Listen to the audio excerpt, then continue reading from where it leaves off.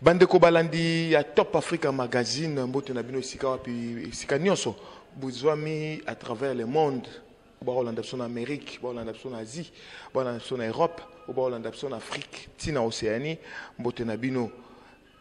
Émission du patron, El Kinshasa ou episami bongo na Purus Pembele. Et pour nous kubete le mino masolone sur le Kanamboka. Johnson Keto, il y a Salara, émission du patron à partir à Londres, ou à bon patron. Il y a Agence Mounene, Top Africa Magazine. Ngai Purus Pembe, il y a un représentant à Kinshasa. Désormais, bon, nous avons à Kinshasa en direct. Il y a Top Africa Magazine. Pendant mon colo, le lobo, bien que Corneille Nanga, a eu tout zigisa, Mokili, ce qui pas au Mekabatoué, ce qui peut, ils ont marre solo toujours ébatté, a eu tout le bongo, élection go sali makaka, en avril 2019. Donc, ce qui campagne est Sili, il y a Kassai, il y a Congolais étrangers, il faut passer 5-4 jours.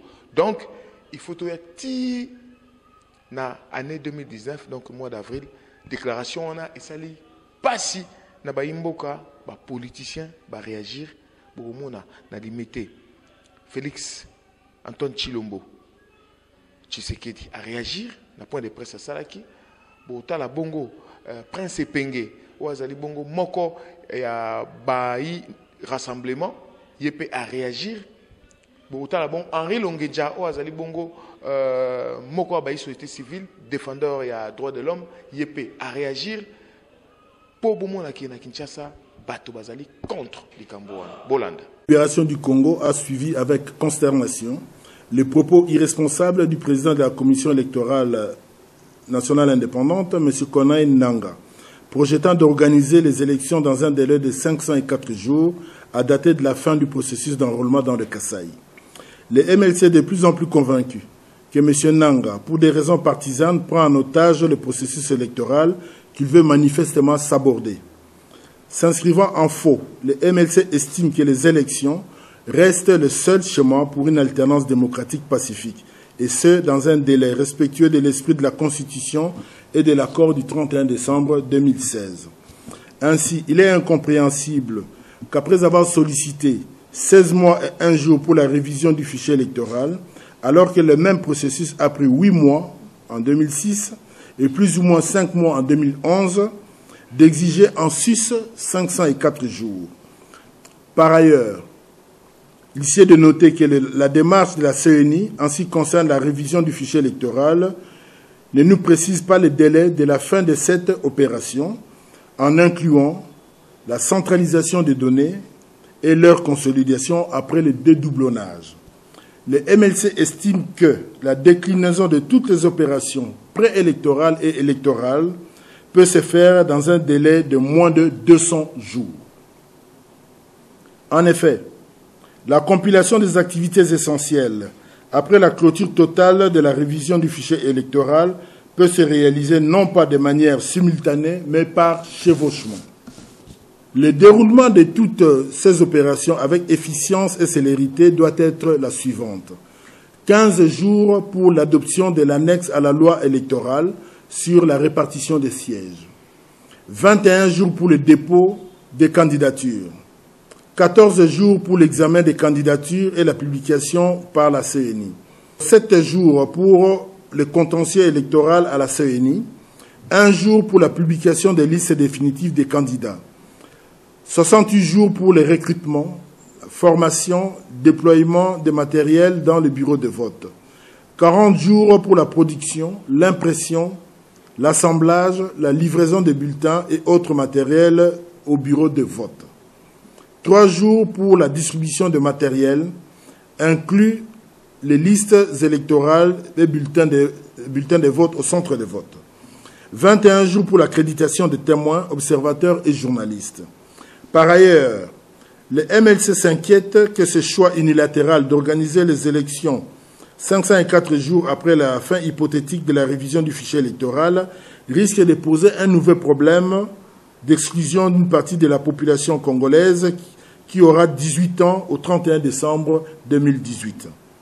Ainsi, les MLC demandent la tenue tout à fait cessante d'une réunion technique regroupant les parties prenantes, la CNI et les partenaires multilatéraux, afin d'arrêter un calendrier consensuel conforme à l'esprit de la Constitution et de l'accord du 31 décembre 2016.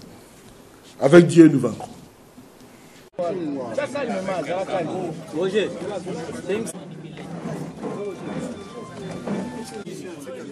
Un calme qui nous permettrait, pour la deuxième partie de cette conférence de presse, il faudra éviter les commentaires, car le texte n'est pas prêt pour être délivré dans les minutes ou heures qui vont suivre cette. Please take notes so you will be able to share this. Mais cela ne va pas entamer ma détermination à combattre ce régime finissant. Yabai bakoya sima na biso, bana na biso, bakoko na biso, bakokolo na biso. Esenge na 2006 okaki ndenge constitution elobi seko na nyonso na ba honneur atingama contre volonté na biso yango esengeli boyeba ke bapasi na biso oyo tozali na yango lelo ezala bino bafonctionnaire ezala bino balakisi baenseignant ezala basoda ezala bapolisier ezala bana oyo bazali kokende na kelasi bapasi na biso nyonso ewuti na mutu moko kombo na ye Joseph Kabila ye na bayebanso bazali kolanda ye bazwi mboka na biso en otage ya baminere na biso ya baentreprise na biso nyonso ezali koleka na bakonte na bango libanda ya mboka nde yango bozali komona ke ofutama ekomi na pasi transport ekomi na pasi mbongo kutu franc congolais ekomi mpe na mobulu ekiti nyonso wana ezali responsabilité ya régime ya Joseph Kabila oyo Kabila azali kokumba yango nalobi likambo oyo ndeko Corneille Nangaa uti kobamba na se ezali likambo ya motuya ezali kosenga biso banso bana ekolo Kombo Kongo totelema topesana maboko totika makambo ya kokabona kati na biso totika makambo ya koyinana totala nanu likambo etali mboka ezali en danger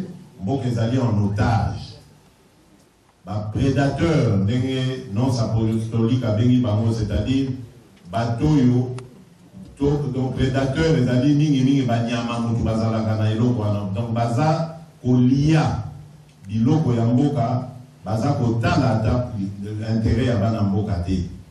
C'est ça qu'on appelle prédateur.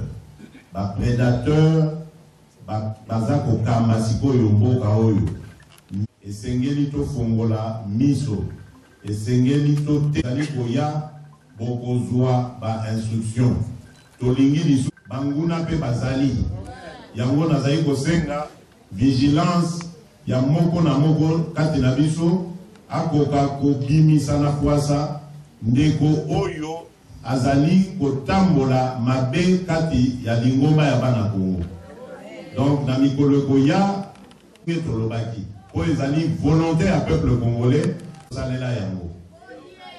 Voilà ba ndeko batata ba maman na zongisi malo. Pas de commentaires s'il vous plaît, une question rapidement donc. Et nous allons faire merci pour la RDC va ne pas faire la contre les élections avec la pour aller faire les élections sans le président. La seconde, ce n'est pas par fantaisie que nous avons dit ça. Nous sommes arrivés à cette conclusion pour la simple raison, assez évidente d'ailleurs, que Joseph Kabila, qui normalement, selon la Constitution, ne devrait même plus faire partie du jeu politique, est aujourd'hui l'élément principal de blocage de notre processus politique. Et donc, nous disons, puisque c'est lui qui est l'agent de blocage, c'est lui qu'il faut extirper afin de permettre au processus politique et électoral d'aller de l'avant. Ce n'est que pour cela. Et je crois que nous avons sillonné beaucoup de pays. Nous avons été entendus par beaucoup d'interlocuteurs. Je peux dire, sans peur de me contredire ou d'être contredit, que nous avons été entendus. Aujourd'hui, il n'y a plus personne qui peut encore croire, et avec ce que M. Corneille Nangaa nous a encore étalé hier, qui peut encore croire en la bonne foi de Joseph Kabila d'organiser des élections crédibles dans ce pays. Ça ne fait que renforcer notre position, ça nous apporte de l'eau à notre moulin. M. Joseph Kabila est le responsable numéro 1 de la crise qui sévit actuellement dans notre pays, et donc il doit partir. Lors de votre dernière sortie médiatique, je vais bien dire, pour faire face au régime en face. Oui, le rassemblement avait émis un vœu, et j'ai été d'ailleurs très heureux de voir, puisque vous parlez de l'UNC, mais il n'y a pas que l'UNC, et le MLC aussi, répondre favorablement à cet appel à l'unité de vue. Peut-être pas d'action, mais au moins de vue. Parce que ceux qui profitent à l'adversaire aujourd'hui, ce sont ces disparités qu'il y a dans l'opposition. Et le pouvoir, évidemment, le prédateur qui est là, profite de la situation pour faire croire qu'en fait l'opposition n'est pas unie, et de nous présenter sous un mauvais visage. C'est pour ça que cet appel avait été lancé, et je vous l'ai dit, j'étais heureux de voir qu'il a été reçu positivement. Mais ici, ne comprenez pas cela comme étant une plateforme, ou que sais-je encore, que nous formerions avec les... Merci. Daniel Safou, du journal Les Points. Vous ignorez ceux qui sont en face de vous, apparemment sont des barbares. Avez-vous pris des mesures de sécurité? Qu'est-ce qui vous garantit qu'on ne va pas vous faire du mal? Une petite question encore. Vous allez commencer par quelle entité? Mouchimani, Mbashi, Bandundu, Kata sera enterré, n'est-ce pas, au sein de son église, président. Et nous... Merci, Daniel Safou. Je vois que vous êtes resté égal à vous-même. À propos de notre descente à la base, dans tous les coins du pays, nous n'avons à avoir peur de personne.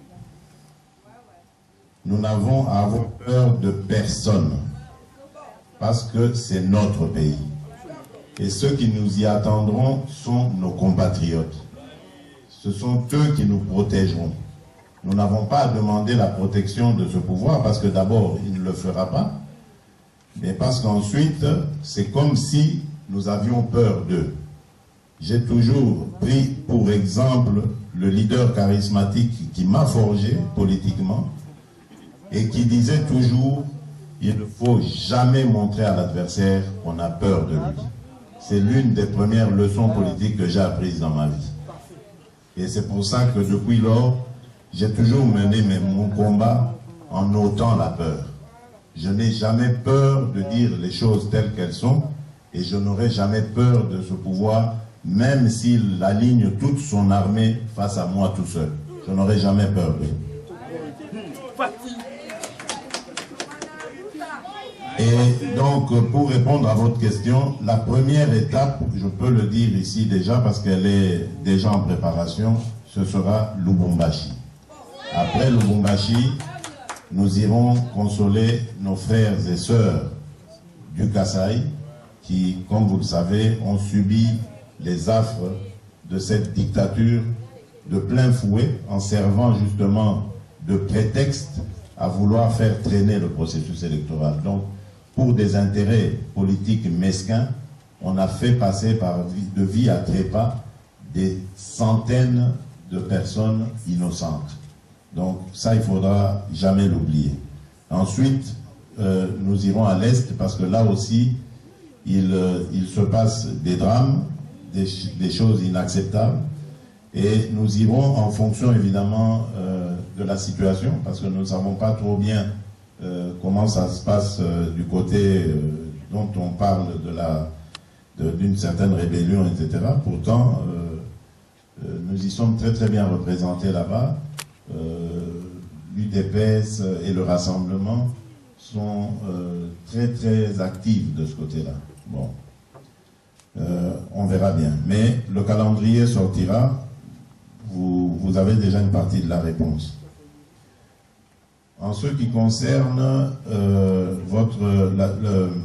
le deuxième volet de votre question, je vais commencer aussi à faire comme vous. Je vais commencer par faire comme vous plutôt, présenter ma famille, mes condoléances à la famille Olangui, parce que je ne l'ai pas encore fait de manière officielle. Et vous dire que nous avons aussi eu vent de cette manipulation du pouvoir qui est allé faire croire à la famille Olangui que les combattants de l'UDPS seraient prêts à mettre la ville à feu et à sang si on décidait d'enterrer Papa Olangui à cet endroit-là qui est désigné par sa famille, à Limete, donc dans son temple. Cela est totalement faux. Je suis certain de ce que je dis. Il n'y a aucun combattant de l'UDPS qui a proféré cette menace. C'est une excuse, et je tiens ici à le dire, j'espère que la famille Olangui l'entendra, c'est une excuse, une de plus, que le pouvoir utilise pour refuser d'enterrer Papa Olangui selon la volonté de sa famille. Donc ce n'est pas un problème qui concerne l'UDPS. Pour nous, ils peuvent faire ce qu'ils veulent. Nous aussi, nous avons des problèmes pour enterrer notre leader. C'est aussi notre problème. Donc nous ne pouvons pas exercer une sorte de chantage ou que sais-je à propos de la dépouille de quelqu'un d'autre dont nous savons qu'il constitue une perte considérable pour ses proches et pour les fidèles de son Église. Donc j'espère que j'ai été clair là-dessus. Mais tozali sûr que Soki Kabila a Longwe, a Tiki Esika na Ndeko Otokopona, Oya Lingimboka, Oya Komema, Biso na Senko, Bamupe, Babandisi Biso, internationale, à travers l'ONU, pour qu'elle s'implique, impliquer la communauté internationale dans un processus électoral. Donc, comment comptez-vous faire?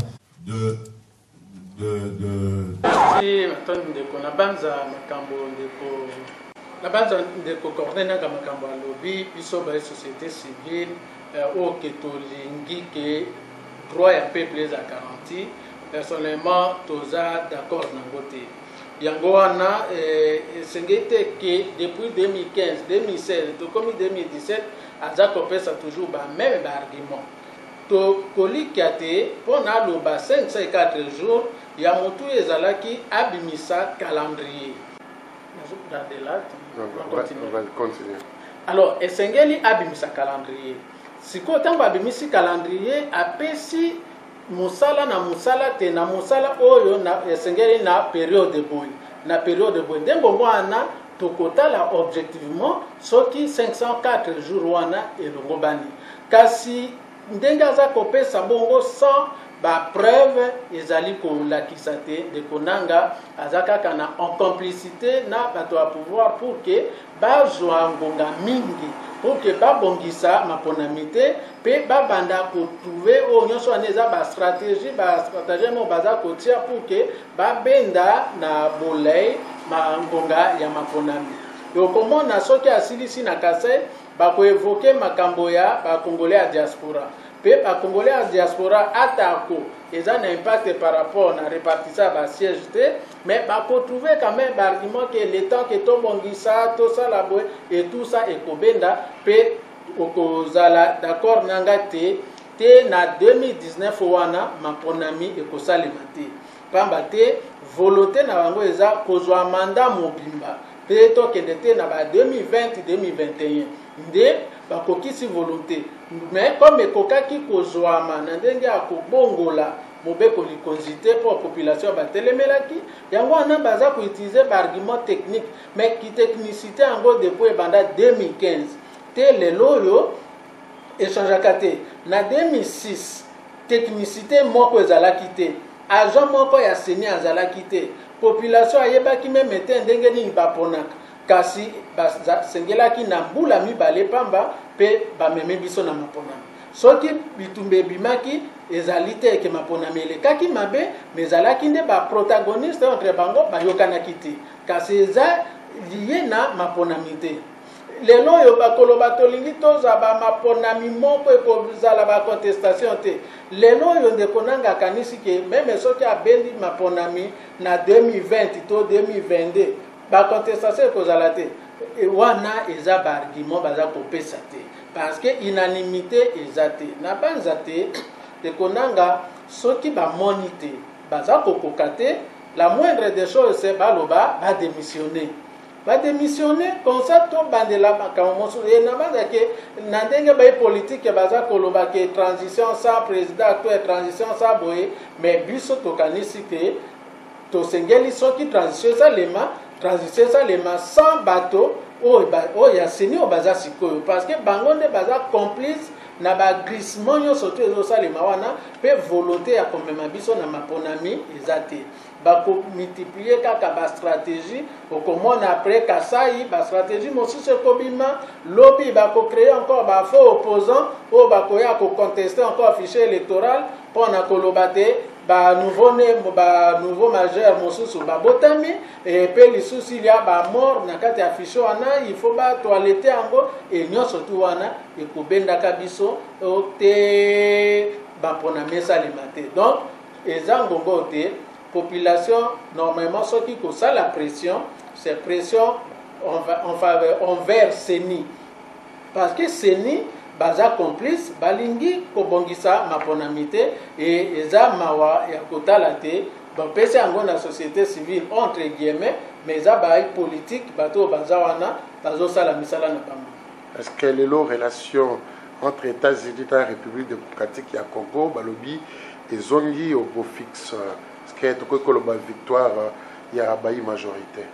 Bon, na banza ba relation wana toloba ke victoire ya majorité to victoire ya opposition na banza ki to ko évoquer en côté et au moni communauté internationale notamment États-Unis ozwe Conseil de sécurité ozwe Union européenne na ndenge bakutanaki lobi na laye pona kotala situation ya Congo nyonso wana eza na mawa parce que makambo eza koleka na Congo violation ya droit de l'homme et comme lisusu ebele et insécurité et comme climat ya bato et mati à tel point que fin de l'année oyo soki na 2016 c'est 5 bamekaki ko calmer par rapport na accord wana toyebi te na te fin de l'année oyo nani yango Angelo akobima pour que ayesu ko calmer tension ya population nyonso tu wana eza pe kobangisa bandeko na niveau international yango wana eza kosala te bango pe baza kotia pression mais konganga ke victoire ya diplomatie agissante et tout ça esengeli konganga victoire nde soki peuple apesi yo ndingiso wana mais ntango peuple aza kosouffrir souffrance eleki makasi moto nyonso akomi kolela ata meme bato baza koapuye majorité lelo bakomi kolela elingi koloba te mboka eza ya kokufa mais sengeli komi complaire te parce que soki to ambassadeur permanent ya États-Unis na Union na Conseil de sécurité accordé audience bosololi pe balobi bakoya ko évaluer elingi koloba te victoire ya solo ekozala mpona biso peuple mpona biso ba société civile mokolo ke ngai population na kokende na tie bulletin na ngai na urne wana tokoloba victoire kasi nyonso ezoleka wana même au seni baza kosala même bastratégie nyonso ezosalema wana eza victoire te parce que wana baza koassassiner démocratie na mboka mpe esengeli te ke na mboka eza koassassiner démocratie bakrie victoire yango wana même place ya RDC na commissaire droit de l'homme na niveau ya Genève et sengeli ezala wana te parce que mboka eza na mbilinga makambo ya droit de l'homme eza encore kotinda makasi kule ko toyebisaka bino ke nanga ali kabiliste monene misala ya nanga ya kikabiliste emonani. Pourquoi biso tobinde konanga makambo nyonso to abia bibosolo te abuki lokuta alobi avant bimisa calendrier électoral il faut asilisa o nyonso tout obengi enrôlement et bongo après 504 jours ndako bimisa calendrier ne konanga ifale bisaba imboka ba congolais baki na besoin ba yeba ke mokolo nini oye nanga akoye bisabiso enrôlement kosi la mobuboni mokonini o ba congolais bandozela yango wana nanga obite mawelelo beko bakeno so assisté enrôlement après 504 jours nde akobimisa calendrier électoral biso na ngamba rassemblement to bengi yango to beza o ba benga ballon d'essai o Kabila tindi ameka biso ata swi ndenge nino tokoloba biso to sengi nanga ayebisa biso enrôlement kosila mokonini na Kasai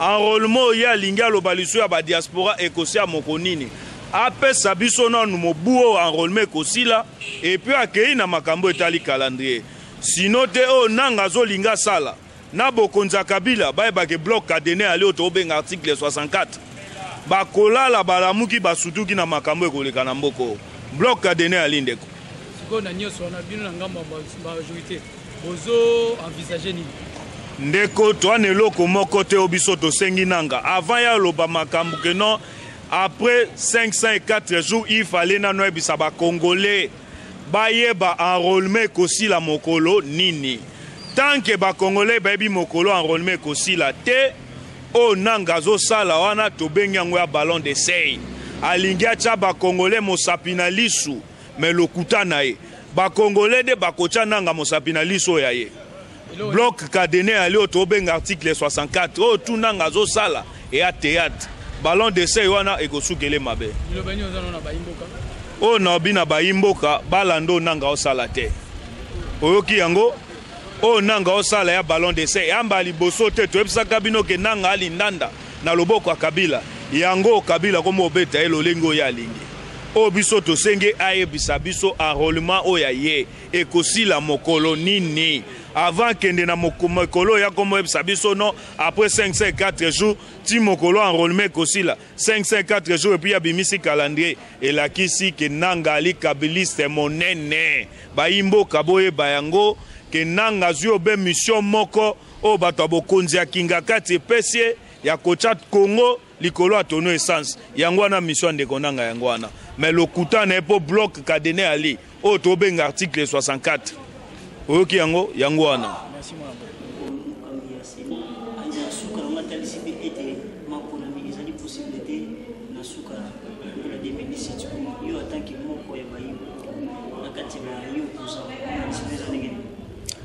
ndeko maye ndeko nanga uti koloba etalise ye moko pona bana ya kisasa pe bana ya Congo tozwi maloba nanga lokola provocation nanga ali kosakana na milimo ya ba Congolais mais tokotika ye asakana na milimo na biso te oyebete bakinois balobaka mingi ete chaque jour yali dimanche te soki okosaki peuple dimanche oyo elekaki lundi oyo elekaki kokanisa te lundi oyo yali koya to dimanche oyo yali koya okosa ye lisusu ndeko bakosaka peuple tango sango yiso te mpe mikolo yiso te ya mbala oyo nanga alingi amema biso na lisano oyo ngoi mulunda mpe na maluma bamemaki biso ekosimba te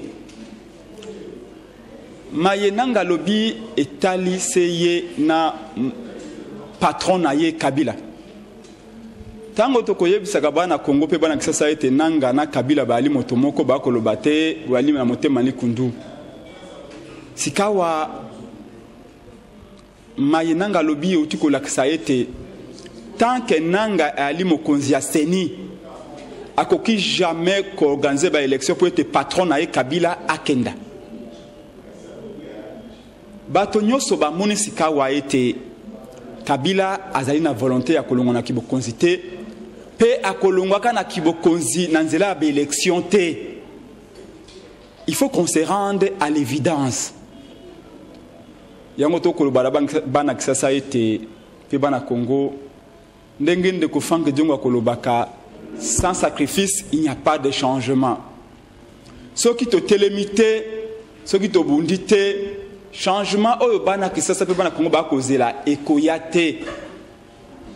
Yango monaki biso na rassemblement tolobi ete monguna ya Congo sikawa ezali nanga na patrona ye. D'où maponomi mayala te na le 31 décembre 2017 Kabila akozala siso mokonzi ya Congo te. En tout cas ngai moko mwana mboka Prince Penge na ko reconnaître Kabila lokola mokonzi ya Congo te. Pe alali na droit ya ko présider na tête ya mboka o bana na ngai pe mwasi na ngai baalité. Parce que na démocratie moto azali kola mibeko yaalité. Ndeko Kabila azwaki mbula mitano ko banda na 2011 tina 2016 po eta bongisa maponomi. Aye koloba o mbula mitano ya limoke. Ba papa episcopo babakisi mbula moko. O mbula moko sikawa e alimoke babakisa lesu mbula mibale. Nous ne sommes pas des idiots. Les Congolais ne sont pas des imbéciles. Je crois que sikawa il faut tirer conséquence. Il y a comportement de Konanga. Il est très clair que patron Aye Kabila a kotikakaye jamais libre peut organiser ma ponomi. Yango esengeli bana Congo ba bongam. Tout to pesa ki calendrier na biso. Très bientôt nous allons lancer opération à désobéissance civile. Otoko benga bana kisasa ba boycotter nyos. Oye ezali en rapport avec l'État. Et puis après, tu as initié l'opération, peut-être le 31, Kabila a sous chance, il y a Kokambamboko hôtel, le Kokambayango, Mabe. Koloba et que ça a mal interprété. Au terme, il y a l'accord de Signaki, na bateau Bako Kambekolo, Sensa, Falaki et Ala, dirigé par Moteur Rassemblement.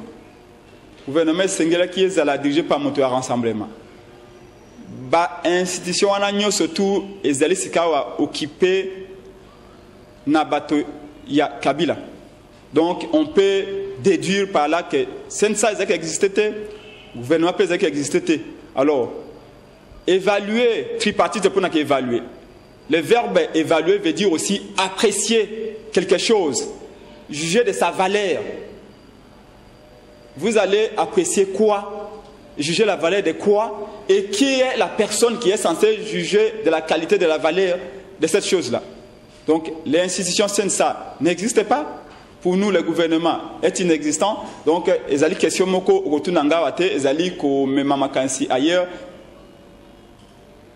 Maman li kamosika les ali comédie yananga pe provocation yananga envers le peuple. Yango to ko debisa peuple était batelema.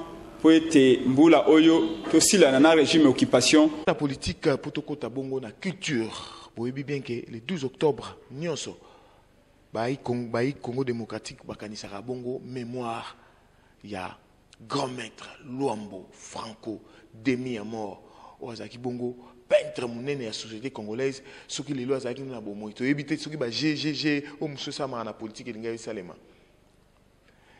souci ezali était famille na ye elongo na baninga na ya mosala ya kala na baninga na ye o bayebanaki msusu bakendaki bongo na cimetière mais botala ye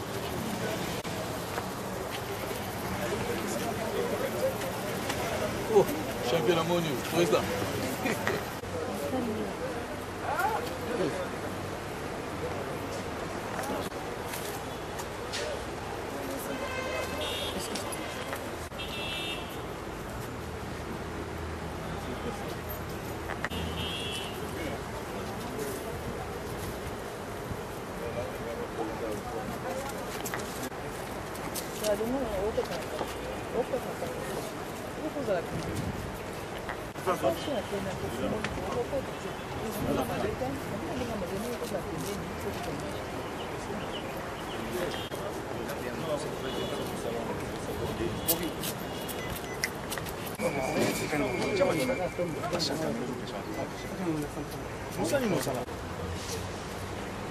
ngai nazozwa parole awa na journaliste oyo m'appelle Siongo Luambo François. Tous ceux qui me connaissent. Ceux qui me connaissent officiellement, je suis ambassadeur du président de la République. Nazwi parole na Robalinga na passé tato alali awa na zo Robalinga la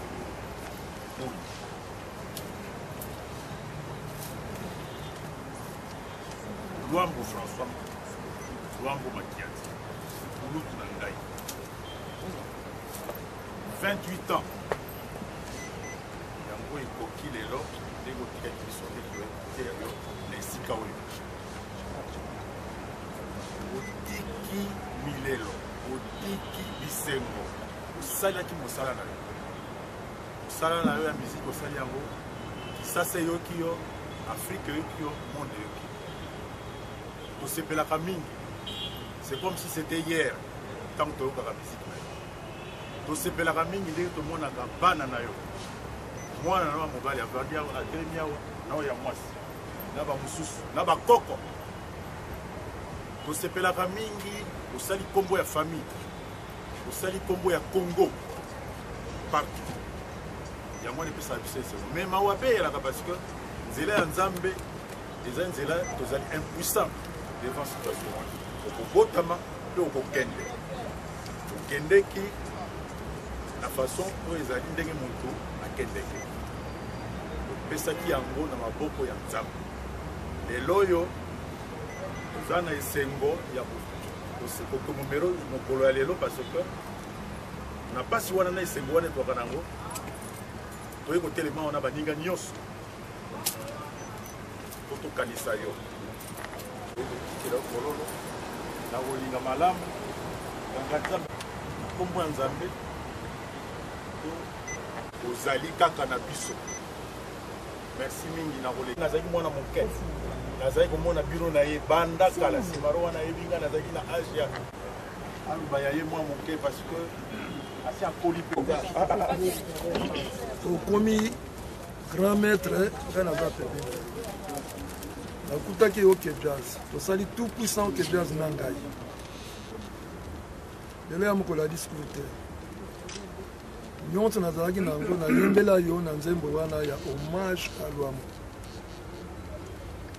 grand maître naza simaro lelo parce que yo olingaki parce que osepelaki na mosala na ngai okomisa nga deuxième personnalité na kati ya tout puissant ke jazz navandi noti mokolo ya suka Nzambe abengi mokolo te kotika yo awa nalobaki boye grand maître toye kokunda yo me toye kokunda kombo ke jazz te awa kaka na esika oyo baimage eyali bavivant mpe baki batemoin bayali ntango batunaka ngai Franco azalaki nani mpo na yo journaliste mosusu awuti kotuna nga tout à l'heure alobi esalaka yo nini napesaki ye eyano soki okuti cicatrice na nzoto ya moto ezali monene yeba mpe ke kota ezalaki monene parce que cicatrice soki okozala monene koleka kota te ekamanga na yo bazalaki na ya vendredi akamoleka apesaki ngai mbongo esinga tike mais yo otiki biso jeudi manso nazalaki nango nayembelaki yo na hommage mais lelo na bakonzi oyo baza kolanda ngai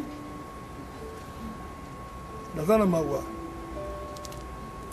moto lokola Franco Luambo ténor ya miziki ya mboka na biso ya Afrique olakaki biso mozole nayaki awa lelo nazongi lisusu na mbula oyo nakuti kaka kaka oyo biso famille totiaki mozole ya leta na moni yango te mbongo nini ezangi biso mpona kosalela lwambo mozole bolakaki biso baimage eyali nazali moto abilobela te mbongo nini tozangi kosalela lwambo mozole oyo bakonzi ya mboka bolakaki biso motuna na ngai ezali boye est-ce que diamant to or soki ekweyi likolo ya bosoto ekoperdre valeur nango oya kopesa ngai réponse ata na télévision ata na ndako est-ce que diamant to or soki ekweyi likolo ya bosoto ekoperdre valeur nango Franco azali nano Franco c'est une école. Il y avait que deux guitaristes, deux grands solistes en Kisasa. Franco Luambo na Nico Kassa. Deux écoles. Mon topé a salué Kimboka. C'est le moyen Yabi. Pour tomber là. On va qu'on s'enguisse. Quand on a cimetière de Pato Zandia. Grand Calais. Kabasede. Nous la mission de quand la Franco a joué. Azali a. Tous les jours. Et même le droit d'auteur les a payés. Il faut dans la France. Congo c'est Mboka. Taboulé tout. Est-ce que vous avez foutu le droit d'auteur? Santo Nzambe Oyoki maloba ya Kasalobinde na yo. Oyoki Papa Simaro Lotumba Moninga Peso Franco Luambo Makiadi. Liwayo Luambo azalaki A11. Yoni kasimisala ni ayeni kokobo kati ya biso. Yango wana toyiko kumisa kopenza lokumu. Ya baye basilaki koyeba kopesa basusu lokumu. Biso bango basilaki kopesa biso. Ya solo tato monte. Kasi tobongeli yo bangusa biso yango. Kopesa biso mayele masika okati ya ekolo ya biso.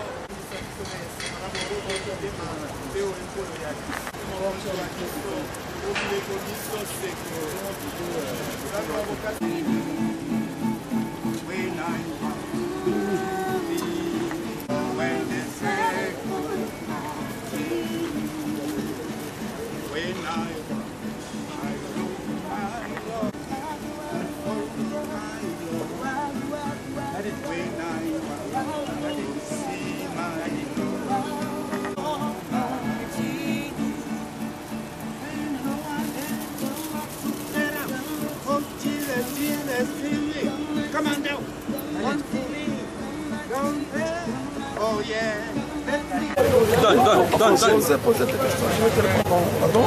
On vous a posé la question. Moi j'ai demandé, j'ai réveillé ceux qui ont donné cette promesse. J'étais là, c'était ici.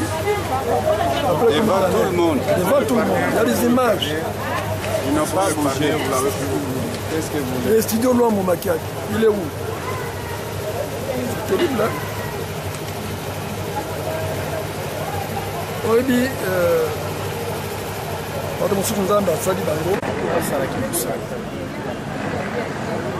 bazali awa okanisa fweti moko ezali awa oyoka nabengi motu te nayoka koyoka na radio na télévision nini ya makasi Luambo Makiadi nini ya makasi oyo bomba ya kondo Luambo Makiadi Luambo Makiadi azalaki motu alingaka bato alingaka mpe mosala yango ekomisa ye esika ya merci Claude.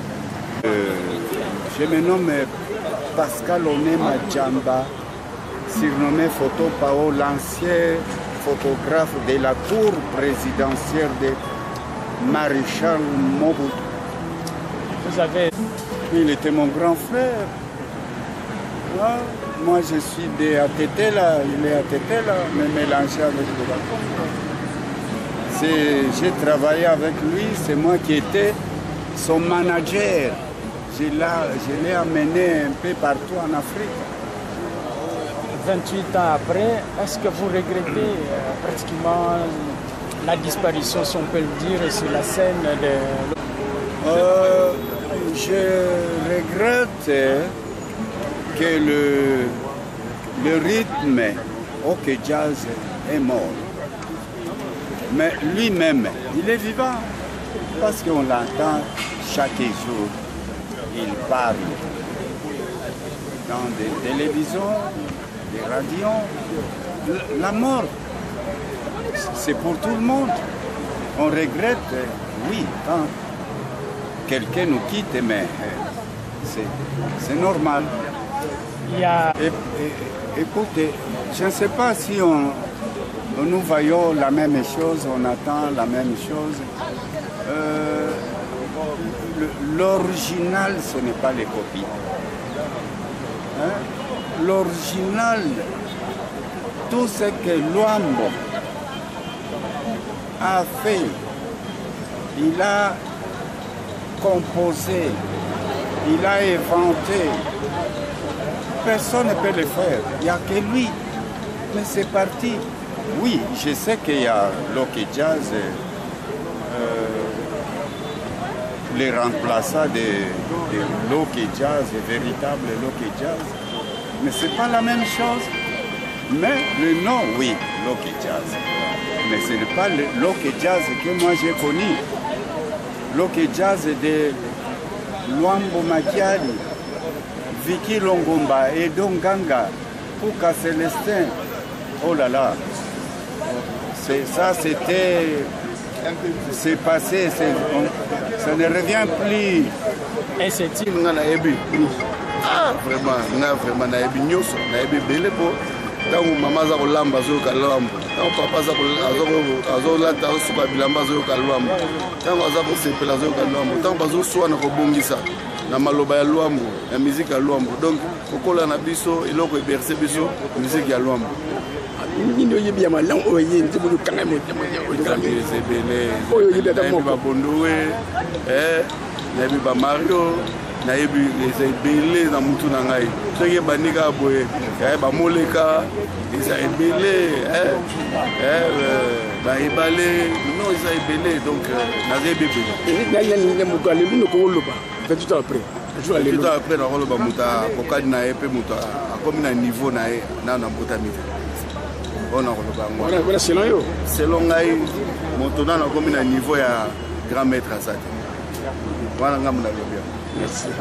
Ok, merci. Comme la souka ya magazine Abisso, l'émission du patron, au Yalelo, au Ezaki Bongo présenté par Péris Pembele, Naebi qui est Bolandi Basango à Kinshasa, tout bando salara bongo, tout bando salara bongo, bon nous avons information pour ya Johnson Keto, à Tiba paquet nyosu pour marambo nyosu salema. Na sport, na nyosu boando landaka awa. Mbote na batnu so Rolanda biso à partir à Paris et mendonga la na pesi mbote na Bruxelles na pesi bongo mbote na Judith Loso et puis na moni bongo Gili Meso na Londres misa nanga Thierry Malolo Thierry Tiara na Paris et longo na moi sino na pesi mbote Prudence Pembe les petites sœurs propres na pesi mbote pour battre la rara makambo pour sambela pour na Congo démocratique pepetazi ko bosana teke tous alara toujours awa na mboka tozela yokaka ndenge makambo osalema tobosani pete la di Santiago gbagba ye moko asimbi makambo na Londres Johnson Keto kumbelaka baaffaire na cadrage ezalaki bongo Alabama oyo tobengaka Makesa ebongo ye moko asimba ye montage ya makambo nyonso nde lobi tokutani lisusu mpo topesa bino basango mosusu ya Kinshasa.